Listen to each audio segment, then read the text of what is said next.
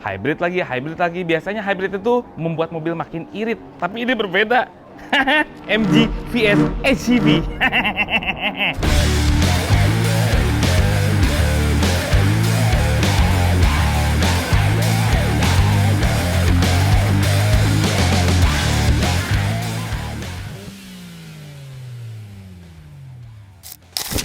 MG VS. Namanya seperti versus VS-nya. Kalau dijadikan thumbnail dan komparasi, agak kurang srek rasanya. Bisa jadi MG VS vs MG ZS. Double-double. Anyway, MG VS ini merupakan MG VS yang varian hybridnya. Kalau yang elektrik itu namanya hanya ditambahkan EV saja. MG ZS EV. Tapi kok yang hybrid ini berubah nama menjadi MG VS HEV. Apa yang spesial pada mobil ini? Makanya nonton video ini sampai habis dan hentikan sementara video ini. Tekan tombol jempol ke atas, subscribe channel Motomobi agar kami semua bahagia. MG vs HEV.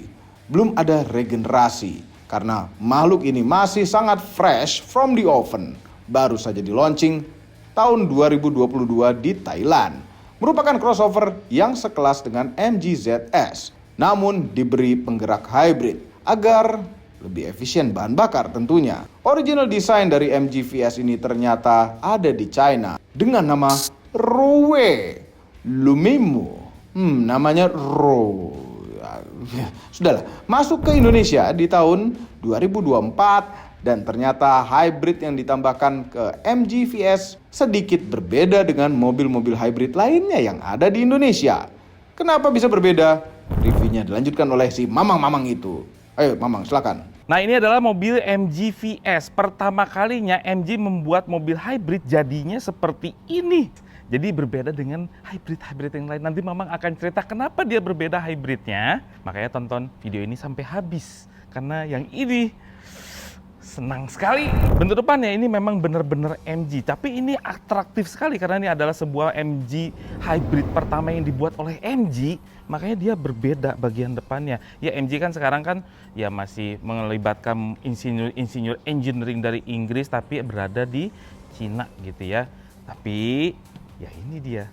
Bentuknya depannya seperti ini, atraktif sekali. Ada biru-birunya di sebelah sini, logo MG-nya gede, terus juga ada pattern-pattern seperti ini gitu ya, nggak norak sama sekali. Nggak, ini bener-bener nggak norak gitu. Terus ada biru-birunya lagi, ada silvernya lagi, terus sebelah sini tuh jadi gede sekali, ini kayak suatu lubang udara gitu, padahal ini nggak ada lubang-lubangan yang mengarah ke dalam yang mengalirkan ke dalam ban, itu nggak ada. Ini cuman aksen aja, cuman ada biru-birunya, nih atraktif sekali detail-detailnya MG. Dari depan atraktif, dari sampingnya Mamang sih agak kurang, kayak nggak matching gitu sebetulnya ya, kalau penglihatan Mamang. Nggak tahu kalau yang lain, mohon komentar di bawahnya. Karena apa? Kap mesin depan itu terlalu kayak panjang banget, belakang itu jadi kayak buntet gitu. Tapi nggak tahu, ini preferensi Mamang ya. Cuman ya dibilang bagus, dibilang jelek banget juga enggak gitu. Terus dimensinya ini nggak terlalu gede-gede amat. Sebuah crossover yang standar di Indonesia ya sekitar 4,3 meteran, 4,4 meter. Terus juga punya wheelbase 2,5 meteran. Ya itu cukup standar. Radius putarnya juga pasti enak tuh untuk belok-belok muter balik yang agak sempit, masih oke karena radius putarnya 5,6 meter saja. Ada sesuatu yang spesial di sini. Ini bukan karena gede bannya, karena ini adalah mobil hybrid, makanya dia sepertinya standar-standar aja untuk sebuah MG gitu ya. Nah, di sini dia pakai ukuran ban 215/55 ring 17 biasa kan. Tapi ada aero kitnya juga ada nih, campuran besi-besinya yang bener sama aero kit kayak gini. Ini bisa dilepas-lepas dan kesannya kalau seperti ini seperti nggak ada bautnya gitu loh. Mana baut rodanya? Nggak ada, ini harus dilepas. Ini adalah sebuah dop sebetulnya. Tapi nggak mau lepas-lepas. Rusak lagi. Depannya cakram, belakang cakram, dan udah lengkap lah, ABS, EBD, BA segala macem. Nih handle-handlenya juga udah pakai yang modern, atasnya chrome, terus juga model-model tarik dan ada keyless entry segala macem. Tapi dia nggak ada teknologi yang kalau kita ngejauh itu nggak kunci sendiri. Jadi memang harus dikunci dari remote-nya atau dari tombol di sini. Gitu. Dah, di atasnya ada roof rail seperti ini karena dia adalah sebuah crossover. Nah, ground clearance-nya juga tinggi. Dia kayak seperti crossover gitu. Dah, ini sih cocok banget lah, cocok kalau di Indonesia. Cuma masalah desain aja ya, antara suka dan nggak, lihat ya. kapasitasnya panjang, ininya buntet gitu jadinya. Tapi nggak tahu preferensi ya. Nah, bagian belakangnya juga jadi atraktif gitu. Standar-standar MG belakangnya tuh punya bentuk seperti ini, cuman ini bagus, atraktif juga. Ada topi belakang, back lamp, rear defogger, wiper, ada sensor-sensor bagian belakang, dan ada breathe dynamic ya, kata MG kan dia pengennya sporty gitu ya. VS HEV iSmart. Ini dia. HEV-nya yang berbeda karena ini yang pertama bagi MG. Nih dikasih color dikit. Pengen lihat bagasinya Mama. Oke, bagasinya cukup standar, nggak ada power tailgate dan segala macem. Dan di sini nggak begitu luas-luas amat kalau Mang bilang, cuman banyak tempat penyimpanan. Di sini ada tempat penyimpanan lagi, ada lampunya. Dan kalau dibuka, nah ini nggak ada ban serep karena di sini apa? Ini adalah baterai hybridnya, termasuk gede 2,13 kalau nggak salah kWh ya, ada di dalam sini. Terus ini untuk repair kit segala macem. Pokoknya gini nih rumusnya ya. Kalau ada tire repair kit berarti udah nggak ada ban cadangan. Kalau Mamang sih lebih prefer ban cadangan. Karena repair kit sendiri kalau dia belahnya di bagian pinggir, udah deh. Tapi itu kan ya kembali lagi karena ini nggak bisa nampung ban cadangan. Coba. Kalau nggak spare tire kayak yang lebih tipis gitu nggak apa-apa ya. Asal bisa ngeglinding gitu. Mamang belum cerita. Oh iya, tapi kalau masih kurang, ya oke lah, flat floor. Pengen lihat nih kursi belakangnya. Tapi yang namanya MG ya, itu perpaduan warna-warnanya tuh kalem, soft gitu ya, British gitu ya. Ini di tengahnya empuk, ininya keras. Tapi nggak tahu juga, Mamang harus berada di dalam sini. Cuman sebelum itu, Mamang membahas trim pintu. Keras. Di tengahnya sini empuk, ini empuk juga. Ada bottle holder, ada speaker. Ini seriusan, di tengah sini empuk. Oke, kelegaannya ada 7 jari. Headroom memang agak-agak terbatas. Duduknya sayangnya ya. Ini joknya udah lebar, enak. Cuman kurang naik ke atas dikit aja gitu. Jadi ininya tuh kena gitu, enak.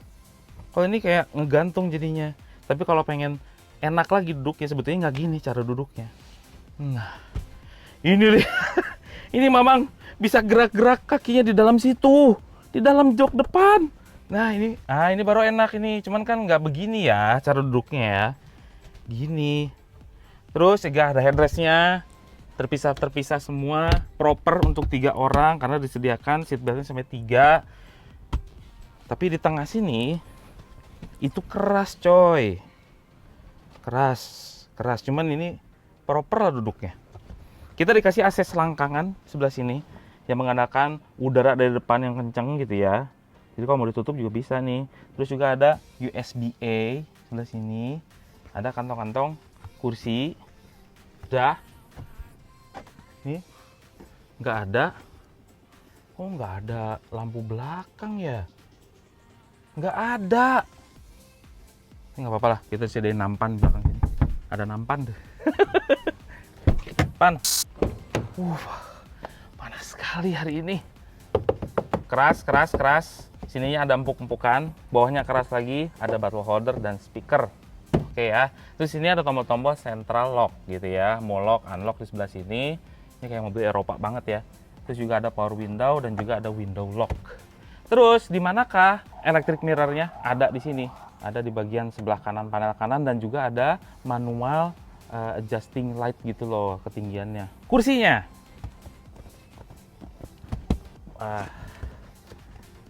Kelihatannya kesannya ya, ini nggak empuk-empuk amat nih yang bagian depan. Cuma bolsternya gede-gede gitu ya, side supportnya gede-gede. Pengaturannya maju, mundur, sandaran maju, mundur juga. Atas, bawah, nggak ada incline. Jadi cuman 6 way. Kuncinya, kunci MG standar seperti ini. Ya, lock, buka bagasi, unlock. Dah, gitu dong. Panasnya ya Allah. Nah ini karena ini hybrid biasanya MG kan agak-agak mematikan mesinnya dulu buat maju mundur sedikit-sedikit lah di dalam garasi. Cuman ini matinya cuman sebentar gitu ya. Ini agak berbeda lah pokoknya, agak lain. MG PS ini gitu. Nyalain dulu. Mamang akan cerita bagian dashboardnya. ini empuk semua bagian atas ini sampai sini nih, empuk. Terus juga ada brush-brushan kayak gini. Ini cukup enak dilihat, cuman terlalu bosen liatnya gitu. Yang pasti ini nggak terlalu bosen, kenapa Mamang bilang? Karena ada ini ada double layarnya. Ini bener-bener kayak mobil listrik banget, padahal ini adalah mobil hybrid, tapi dikasih tampilan kayak mobil-mobil listrik gitu loh. Mamang akan cerita di head unit dulu ya. Di sini ada di apa aja gitu ya. Sebetulnya head unit ini tidak tersambung dengan MID yang ada di sini. Enggak. Biasanya kan kadang-kadang ada MID yang berada di dalam head unit. Ini benar-benar sama sekali nggak berhubungan dengan sistem MID atau info kendaraan yang ada di sebelah sini gitu. Jadi ini benar-benar untuk entertainment, kayak misalnya jam, ada petanya segala macam, musik gitu ya, Apple CarPlay, Android Auto secara wireless, dua-duanya wireless loh. Terus juga pengaturan AC. Nah, Mama akan cerita juga dengan pengaturan AC. Nah, ini agak lag ya. Jadi memang semua sistem yang ada di sini rata-rata gitu ya, lag sistemnya. Mau kita neken ini, itu kayak lama gitu responnya. Itu satu kelemahan dari MG VS ya. Agak nge-lag sistemnya. Kayak ini misalnya, lihat ini, lihat nih. Ya, kita mau naikin temperaturnya, itu lama sekali. Ih, kan kadang-kadang set gitu ya. Ini nggak bisa. Itu nyalain. Agak lag sih. Ya mudah-mudahan ada software update gitu ya tentang masalah beginian, itu lag gitu semuanya. Itu yang bikin agak kesel sebetulnya. Tapi ya, selain itu, ini fiturnya lumayan lengkap di dalam head unit ini. Fitur entertainmentnya lumayan lengkap di dalam head unit ini. Gitu ya, kayak misalkan gini nih. Ada radio, Bluetooth phone, setting ya nanti ya, setting dilihatin, media, AC, vehicle setting, device management, 360 kamera gitu ya. Memang coba lihat di setting dulu. Nah, kayak general kayak gini biasa lah ya, general tuh settingnya aja, dia nggak pengen musik-musik si MI di mobilnya. Language-nya bisa Thai atau English gitu. Bluetooth, sound pengen seperti apa gitu ya pengaturannya, ada bassnya atau enggak. USB itu benar-benar nggak berhubungan dengan mobilnya. Yang berhubungan dengan mobilnya cuma sedikit. Lihat kayak ini nih, vehicle setting. Tahu nggak cuman apa? Cuman lampu, Find My Car, sama EPS. Ini electronic power steering ya. Mau enteng, mau normal-normal aja gitu ya, yang agak-agak berat gitu, atau dynamic yang mobilnya yang ngatur gitu. Itu udah cuman segitu aja. Terus juga ada kamera 360 yang jernih nih. Ini jernih. Tuh ya. Tuh, 3D lagi bisa di agak-agak tembus pandang seperti itu, bisa kelihatan kemana-mana tuh. Gitu. Dan ini lucunya, ini ada kayak kupu-kupu gitu, kalau gini kayak terbang gitu ya, mobilnya ke atas gitu ya. Ini buat apa? Ini kalau buka pintu, misalnya di parkir ada di sebelah ada mobil sini. Nah, ini ada pintu, jadi pintunya tuh nggak akan kena gitu, nggak akan kegetrok gitu, karena ada ini. Oh, bisa ngebuka sempurna. Itu alasannya ada ini, kayak kupu-kupu. Lucu banget. Terus di bawah sini ada online function gitu ya, karena di dalam si MG ini udah ada fitur yang namanya iSmart. Jadi ada fitur iSmart Comment, iSmart Connect, terus juga ada iSmart Online lah, apalah itu di situ ada semua. Oke, Mama akan bahas ini dulu ya, instrumen cluster. Jadi di instrumen cluster ini ada apa aja? Nih ya, Mama akan cerita tentang instrumen cluster. Jadi di sebelah kanan sini adalah untuk RPM-nya yang benar-benar tidak, ya cuma muter turbin gitu ya, kata orang sih keren. Kalau Mamang sih enggak, Mamang lebih seneng yang analog biasa aja gitu loh. Nah, sebelah kiri ini adalah untuk speedometernya, seberapa cepat gitu ya, Mamang akan ceritakan. Nah, ini adalah untuk fuel gauge-nya, ini adalah untuk temperature gauge, terus juga ada tulisan comfort. Ini apa? Ini adalah drive mode. Mamang bisa ngubah-ngubah di sini. Nah, mode kalau Mamang pencet jadi eco gitu ya, jadi sport, ada di situ semua. Tuh, Mamang comfort aja deh.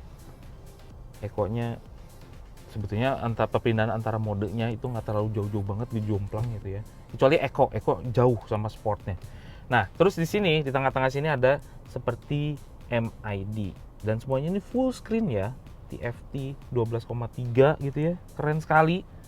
Ini ada monitoring baterainya.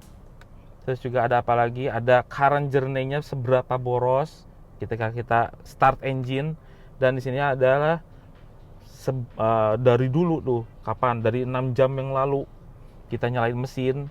Ya ini, keiritannya segitu. Cukup irit loh, 13,1 km per liter. Terus juga ada music gitu ya, nyambung ke sana. Head unit, ada TPMS, ada fuel consumption-nya, pakai grafik segala. Kelihatannya keren ya, cuman dia berhenti gitu loh. Nggak ngerti kan maksudnya gimana? Kenapa dia kalau misalnya mesinnya tuh nyala, mesinnya terus gitu ya. Interval time-nya kayaknya agak-agak jauh deh, sekitar 5 menit atau 2 menit. Memang nggak pernah monitoring kayak ginian. Terus juga ada navigation. Jadi di dalam sini itu ada navigation karena di sini juga sudah terkoneksi dengan navigation. Mana tadi teh? Sini ada apa lagi nih?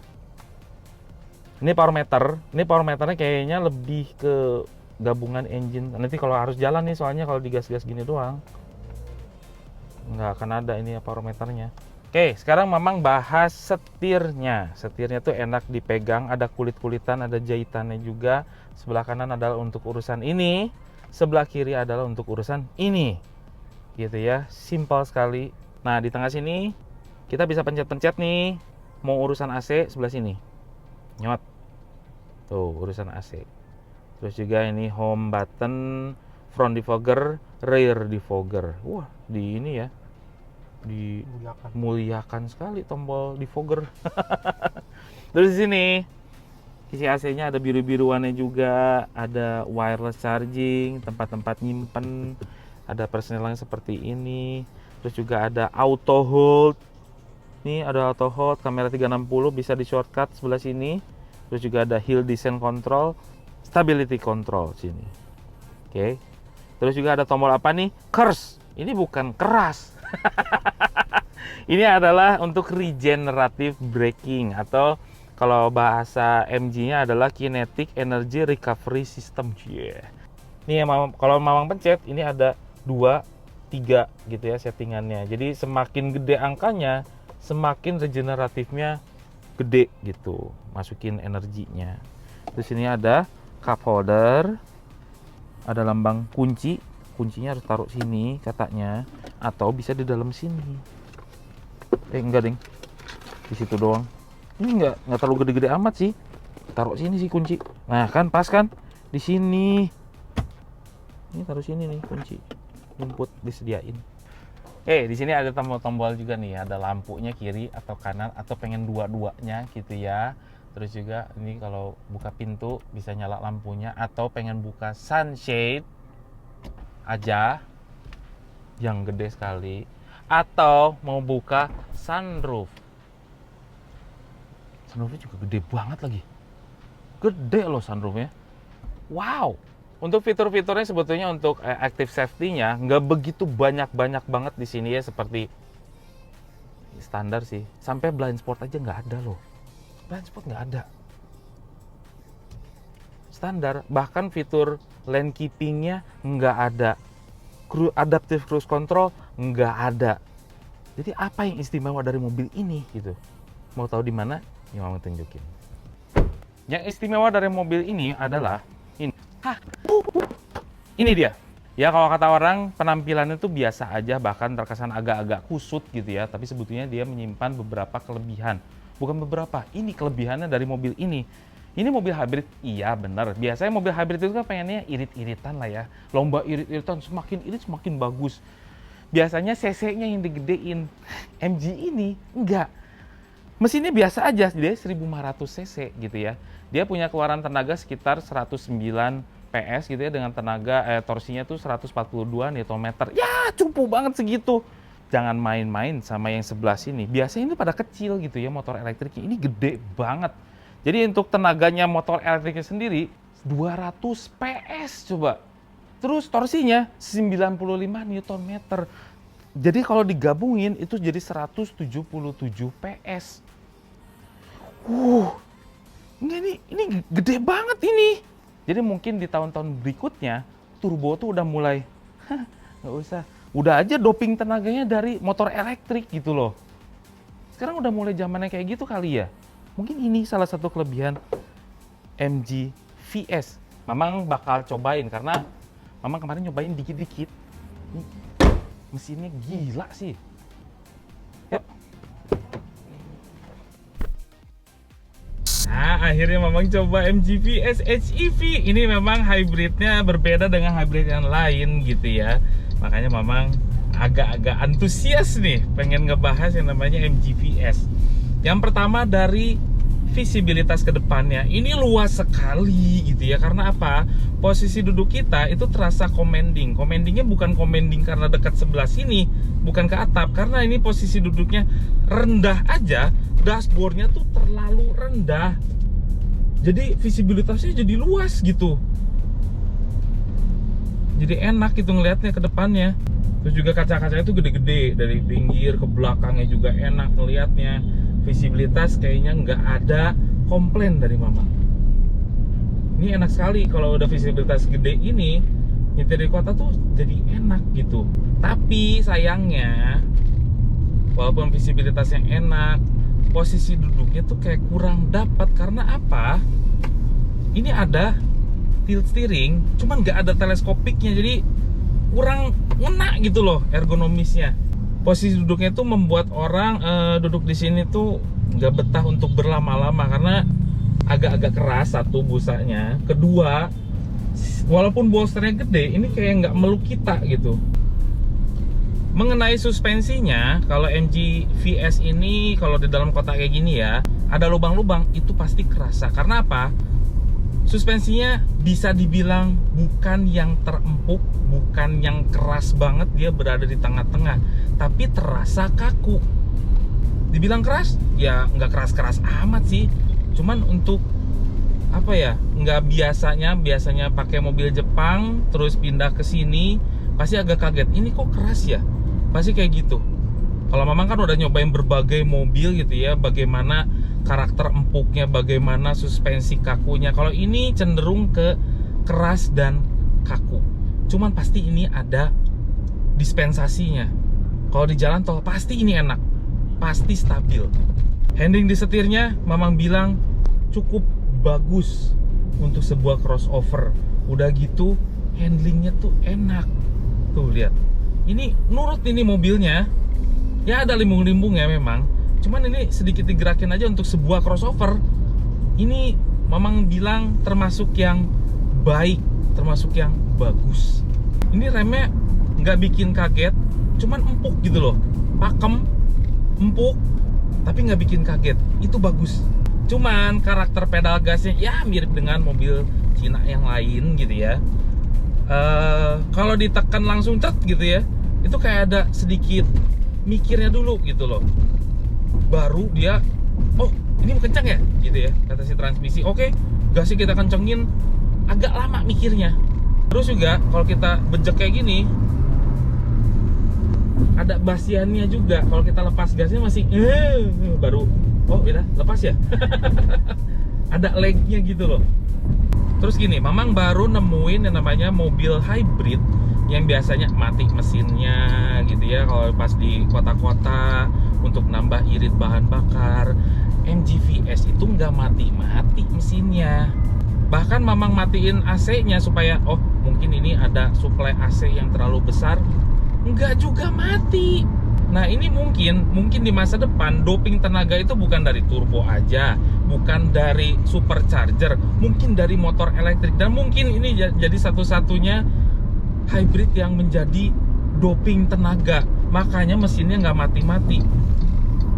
Makanya sebetulnya untuk sebuah mobil hybrid ini MG VS ini nggak terlalu irit-irit banget, karena fungsi hybridnya atau motor elektrik itu adalah untuk doping tenaga, bukan untuk irit-iritan. Ya, tadi Mamang bilang pas di interior keiritannya untuk overall sampai dari pakai awal gitu ya, sampai sekarang Mamang pakai itu di 113. Ya, 1 liter untuk 13 km per liter. Tapi segitu pun menurut Mamang masih cukup oke untuk irit-iritnya.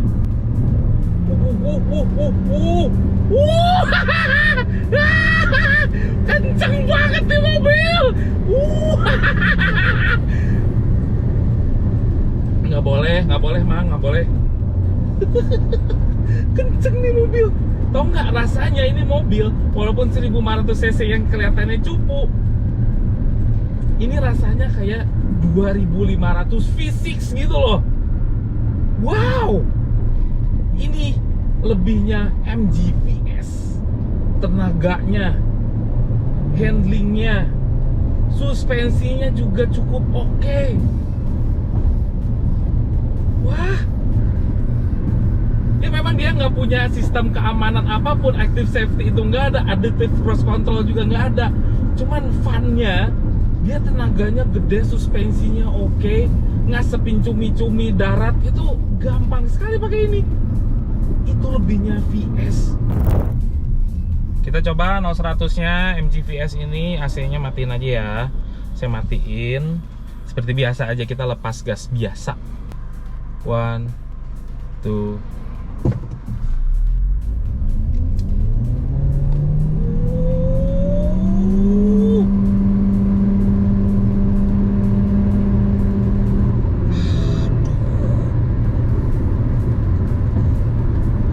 Tahu berapa waktunya? 7,87, luar biasa. Wow, itu dalam kondisi naik 0,5%, nanjak dikit. Itu nanjak 7,87, udah kayak mobil listrik nih mobil. Wow. Jadi prediksinya gimana Mang?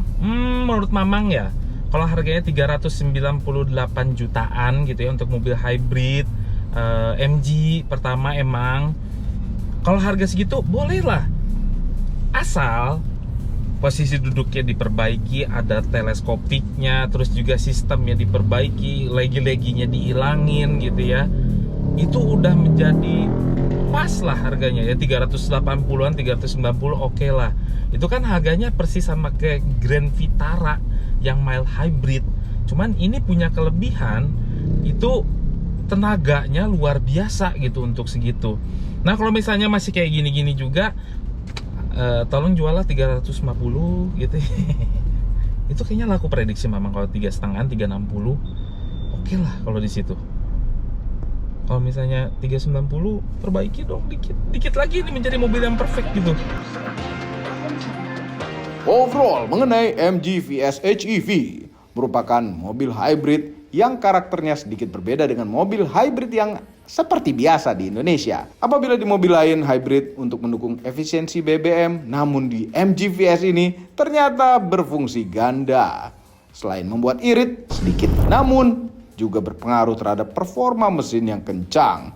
Crossover ini juga cukup nyaman untuk dipakai sehari-hari, namun penampilannya biasa saja untuk ukuran crossover di kelasnya. Mengenai harganya, MG VS ini cukup masuk akal dengan harga 389 juta rupiah on the road Jakarta. Bisa Anda bawa pulang mobil hybrid kencang ini ke rumah Anda.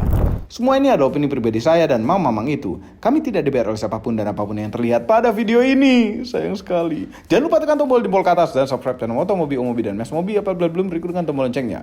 Share video ini ke seluruh dunia melalui sosial media Anda dan jangan lupa follow sosial media kami semua termasuk Instagram. Cek motomobinews.id untuk berita-berita otomotif terbaru. Terima kasih telah menonton.